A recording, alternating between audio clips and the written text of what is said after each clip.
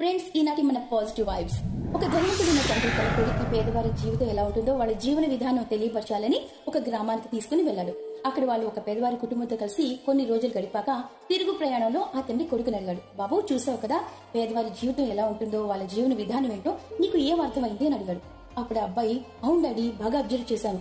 మనకి ఒక డాగే ఉంది, కానీ వాళ్ళకేమో 4 డాగ్స్ ఉన్నాయి డాడీ. మనకేమో ఇంటి నిండా ట్యూబ్లైట్స్ ఉన్నాయి, కానీ వాళ్ళకో ఆకాశం నిండా నక్షత్రాలే.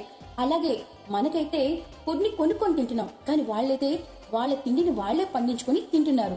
ఇక మనకి ఎంటర్టైన్మెంట్ కి సెల్ ఫోన్స్ అలాగే టీవీ ఉంటే, వాళ్ళకైతే వాళ్ళ ఇంటి కుటుంబ సభ్యులు అండ్ వాళ్ళ ఇంటికి వచ్చే బంధువులతో టైమే సరిపోవటం లేదు. మనం జీతానికి సెక్యూరిటీ గార్డ్స్ ని పెట్టుకుంటున్నాం, కానీ వాళ్ళకి ఇంటి చుట్టుపక్కల అందరూ స్నేహితులే.